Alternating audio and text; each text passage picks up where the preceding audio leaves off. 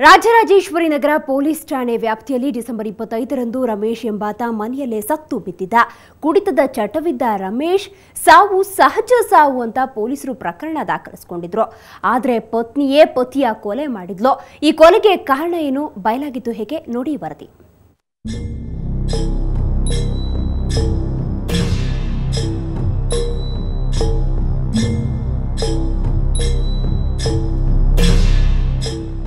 ಶೀಲಾ ಹೆಸರಿನ ಈ ಮಹಿಳೆ ಈ ಸ್ಟೋರಿಯ ಪ್ರಮುಖ ಪಾತ್ರಧಾರಿ.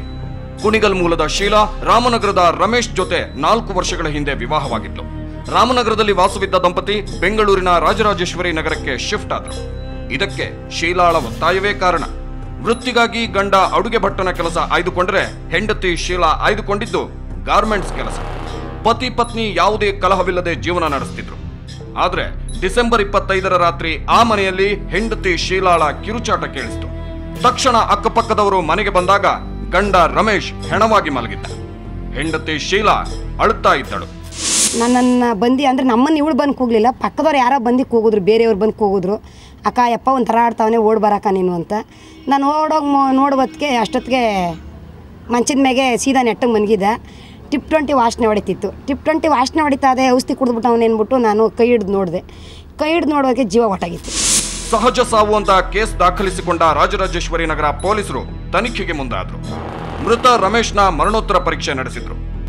ರಮೇಶ್ ಉಸಿರುಗಟ್ಟಿ ಜೀವ ಬಿಟ್ಟಿರೋದು ದೃಢವಾಯಿತು. ರಮೇಶ್ ಸತ್ತಾಗ ಜೊತೆಗಿದ್ದದ್ದು ಪತ್ನಿ ಶೀಲಾ ಮಾತ್ರ. ಸೊ ಶೀಲಾಳನ್ನ ವಿಚಾರಣೆಗೊಳಪಡಿಸಿದಾಗ ಹೊರಬಿತ್ತು ಮರ್ಡರ್ ಮಿಸ್ಟ್ರಿ. ಸಾಯಿಸೋದು 8 ದಿನ ಅಂತ, ಅದಕ್ಕೆ ಹಿಂದಿನ ವಾರ ಹಿಂಗೆ ಗಲಾಟೆ ಮಾಡಿ ಸೊತ್ತಾಗವನೆ ಅಂದ್ಬಿಟ್ಟು ಸುಮ್ಮನೆ ಪಬ್ಲಿಕ್ ಹಬ್ಸಿ ಎಲ್ಲರೂ ಓಡಾದ್ಮೇಲೆ ಯಪ್ಪ ಚೆನ್ನಾಗೇ ಇದ್ದ. ಸುಮ್ಮನೆ ಯಾಕೆ ಹಿಂಗಂದೆ ಅಂತ ಅಂದೋದಕ್ಕೆ ಮನ್ಬಿಟ್ಟಿದ್ದ, ಪ್ರಜ್ಞೆ ತಪ್ಪೋಗೋದೆ ಅಂತ ಕರೆದೆ ಅಂತ ಹೇಳೋದು. ಅದಕ್ಕೆ ಹಿಂದಿನ ದಿನ 8 ದಿನ ಹಿಂದೆ ಅಂತ. ತಿರ್ಗಾ ನೆಕ್ಸ್ಟ್ ವಾರ ಅದೇ ವಾರ ಹಂಗೆ ಮಾಡೋಳೆ.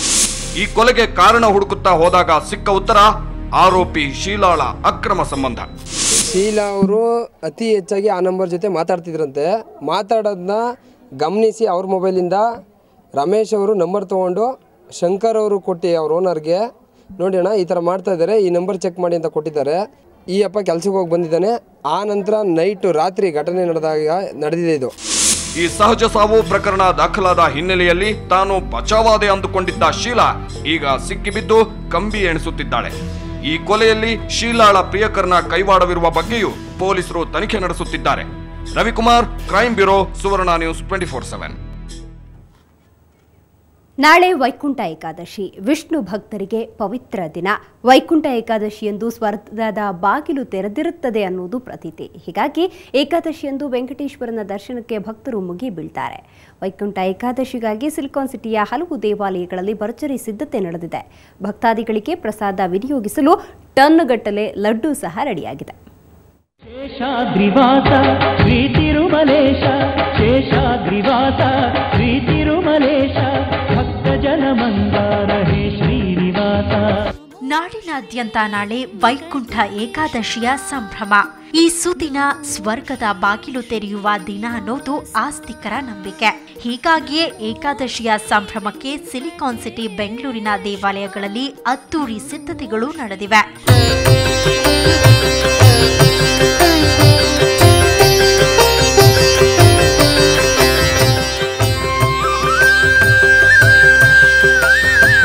ಕೋಟೆ ವೆಂಕಟೇಶ್ವರ, ವಯಾಲಿಕಾವಲ್ನಲ್ಲಿರೋ ತಿರುಪತಿ ತಿರುಮಲ ದೇವಸ್ಥಾನ, ಮಹಾಲಕ್ಷ್ಮಿ ಲೇಔಟ್ ಹಾಗೂ ಶ್ರೀನಗರದ ಶ್ರೀನಿವಾಸನ ದೇಗುಲ ಸೇರಿದಂತೆ ಎಲ್ಲಾ ದೇವಸ್ಥಾನಗಳಲ್ಲೂ ಸಿದ್ಧತೆ ಜೋರಾಗಿ ನಡೆದಿದೆ.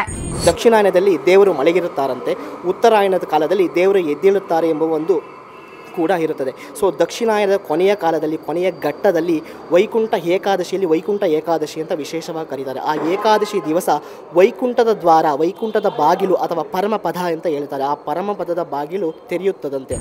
ಈ ಬಾರಿ ಧನುರ್ಮಾಸದಲ್ಲಿ ವೈಕುಂಠ ಏಕಾದಶಿ ಬಂದಿರೋದು ಮತ್ತೊಂದು ವಿಶೇಷ.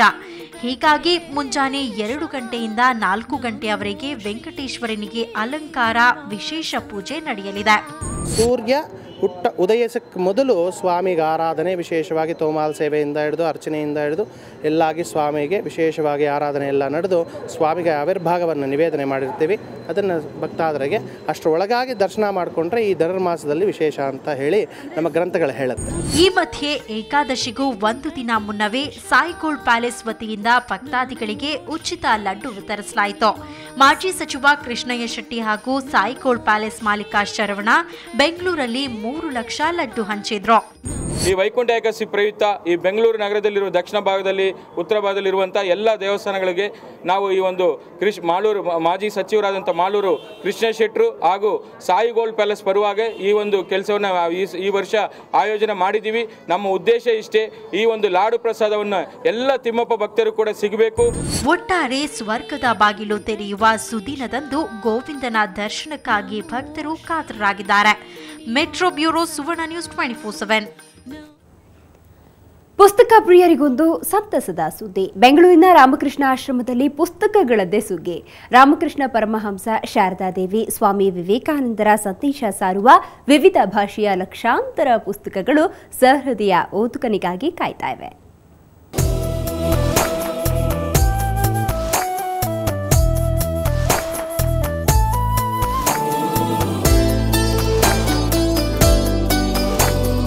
ಕಣ್ಣು ಹಾಯಿಸಿದಲೆಲ್ಲ ಪುಸ್ತಕಗಳ ರಾಶಿ. ನೆಚ್ಚಿನ ಪುಸ್ತಕ ಹುಡುಕುವ ಓದುಗನಿಗೆ ಖುಷಿಯೋ ಖುಷಿ. ರಾಮಕೃಷ್ಣ ವೇದಾಂತ ದರ್ಶನ, ವಿವೇಕಾನಂದ ಜೀವನ ಚರಿತ್ರೆ, ಭಾರತ ಮಹಿಳಾ ಶಾರದಾ ದೇವಿ, ಹೀಗೆ ಕನ್ನಡ, ಇಂಗ್ಲಿಷ್ ಭಾಷೆಯ ಸಾವಿರಾರು ಆಧ್ಯಾತ್ಮಿಕ ಪುಸ್ತಕಗಳು ಗಮನ ಸೆಳೆಯುತ್ತಿವೆ.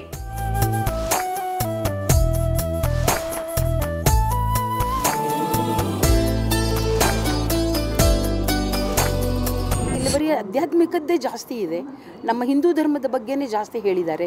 ಪ್ಲಸ್ ನಮ್ಮ ರಾಮಕೃಷ್ಣ ಪರಮಹಂಸರು, ಶಾರದಾದೇವಿಯರ ಅವರು ಹೇಗೆ ಅವರ ಜೀವನದ ಇದನ್ನು ಕೊಟ್ಟು ಜನಗಳನ್ನು ಇದ್ರ ಮೇಲೆ ಪ್ರೇರೇಪಿಸ್ತಾ ಇದ್ದಾರೆ. ಒಳ್ಳೆ ಚೆನ್ನಾಗಿ ಮಾಡ್ತಾ ಇದ್ದಾರೆ. ಈ ಪುಸ್ತಕ ಮೇಳವನ್ನ ಭಗವಾನ್ ರಾಮಕೃಷ್ಣರ 175ನೇ ವರ್ಧಂತಿ ಉತ್ಸವದ ಅಂಗವಾಗಿ ರಾಮಕೃಷ್ಣ ಆಶ್ರಮ ಆಯೋಜಿಸಿದೆ. ಅವರು ಒಂದು 7-8 ಪಬ್ಲಿಕೇಶನ್ ಸೆಂಟರ್ಸ್ ಅಂತ ಇದೆ, ದೊಡ್ಡ ದೊಡ್ಡ ಸೆಂಟರ್ಸು. ಆ ಎಲ್ಲ ಸೆಂಟರ್ಸಿಂದ ನಾವು ಪುಸ್ತಕಗಳನ್ನು ತರ್ತೇವೆ. ಇಲ್ಲಿಂದಲೂ ಕೂಡ ಪ್ರಕಟಣೆ ಮಾಡೋದುಂಟು. ಪುಸ್ತಕದ ಸಂಖ್ಯೆ ಇಷ್ಟು ಅಂತ ಹೇಳೋದು ಕಷ್ಟ, ತುಂಬ ಅಪಾರವಾಗಿದೆ ಅಂತಲೇ ಹೇಳಬಹುದು. 15 ದಿನಗಳ ಈ ಪುಸ್ತಕೋತ್ಸವದಲ್ಲಿ ವಿವಿಧ ಮನರಂಜನಾ ಕಾರ್ಯಕ್ರಮಗಳನ್ನು ಆಯೋಜಿಸಲಾಗಿದೆ. ಇಂದು ನಡೆದ ಜಯತೀರ್ಥ ಮೇವುಣ್ಣಿ ತಂಡದ ಶಾಸ್ತ್ರೀಯ ಸಂಗೀತ ಕಾರ್ಯಕ್ರಮ ಎಲ್ಲರ ಗಮನ ಸೆಳೆಯಿತು. ಮಮತಾ ಮರ್ದಾಳ, ಸುವರ್ಣ ಸುದ್ದಿವಾಹಿನಿ, ಬೆಂಗಳೂರು. ಚೆಸ್ ಅನ್ನೋದು ಮೈಂಡ್ ಗೇಮ್. ಚೆಸ್ ಆಡಬೇಕಾದ್ರೆ ಪ್ರತಿ ಹಂತದಲ್ಲೂ ಪ್ರತಿಸ್ಪರ್ಧಿಯ ಆಟದ ಬಗ್ಗೆ ಗಮನಿಸಬೇಕು.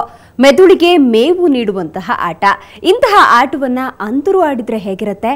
ಅಂಧರು ಆಡುವಾಗ ಎದುರಾಗುವಂತಹ ಸಮಸ್ಯೆಗಳೇನು? ಅಂತರ ಚೆಸ್ ಹೇಗಿರುತ್ತೆ ಅನ್ನೋದನ್ನ ನೋಡೋಣ ಬನ್ನಿ.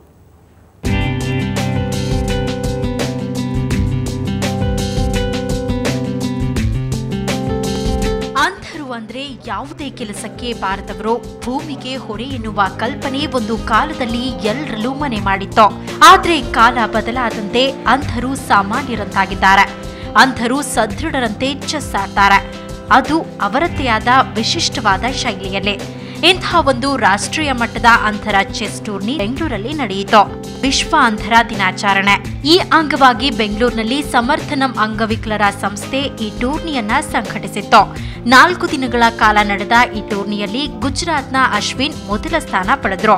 ಕರ್ನಾಟಕದ ಕಿಶನ್ 2ನೇ ಸ್ಥಾನ ಪಡೆದ್ರು. ವೈಟ್ ಸ್ಕೋರ್ ಕೆಳಗಿರುತ್ತೆ, ಬ್ಲ್ಯಾಕ್ ಸ್ಕೋರ್ ಮೇಲಿರುತ್ತೆ. ಅದು ನೋಡ್ಕೊಂಡು ಮೂವ್ ಮಾಡ್ತೀವಿ. ಇಲ್ಲಿ ABCD ಅಂತ ನಾರ್ಮಲ್ ಬೋರ್ಡಲ್ಲಿರುತ್ತೆ. ಇಲ್ಲಿ ಬ್ರೈನ್ ಲಿಪಿ ಅಲ್ಲಿ ಸೈಡಲ್ಲಿರುತ್ತೆ. ಅಂಧರಾಗಿ ಚೆಸ್ ಆಡೋದು ನಾವು ಅಂದ್ಕೊಂಡಿರೋದಕ್ಕಿಂತ ಕಷ್ಟದ ಕೆಲಸ. ಯಾಕಂದ್ರೆ ಚೆಸ್ ಆಡ್ಬೇಕಾದ್ರೆ ಪ್ರತಿಯೊಂದನ್ನ ಸ್ಪರ್ಶಿಸಿ ಅನುಭವಿಸಿ ಆಟ ಆಡ್ಬೇಕು. ಇವರಿಗೆ ಚೆಸ್ ಆಡಲು ಕೊಡುವ ಬೋರ್ಡ್ ವಿಶಿಷ್ಟವಾಗಿರುತ್ತೆ. ಉಪ್ಪು ತಗ್ಗುಗಳಿಂದ ಕೂಡಿರುವುದರಿಂದ ಯಾವ ದಿಕ್ಕಿನಿಂದ ಪಾನ್ ನಡೆಸಬೇಕು ಅನ್ನೋದು ತಿಳಿದುಕೊಳ್ತಾರೆ. ಜೊತೆಗೆ ಪಾನ್ಗಳನ್ನ ಸ್ಪರ್ಶಿಸಿ ಅದು ಯಾವ ಬಣ್ಣದ್ದು ಅನ್ನುವುದನ್ನ ತಿಳಿದುಕೊಳ್ತಾರೆ.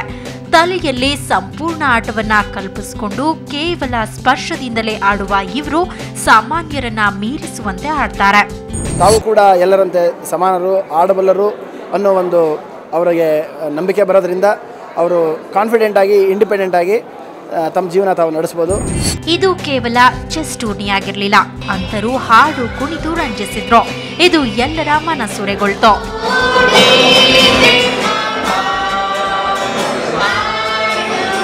ಕ್ಯಾಮ್ರಾಮನ್ ಸುರೇಶ್ ಜೊತೆ ರವಿ ಎಸ್, ಸ್ಪೋರ್ಟ್ಸ್ ಬ್ಯೂರೋ, ಸುವರ್ಣ ನ್ಯೂಸ್ 24/7.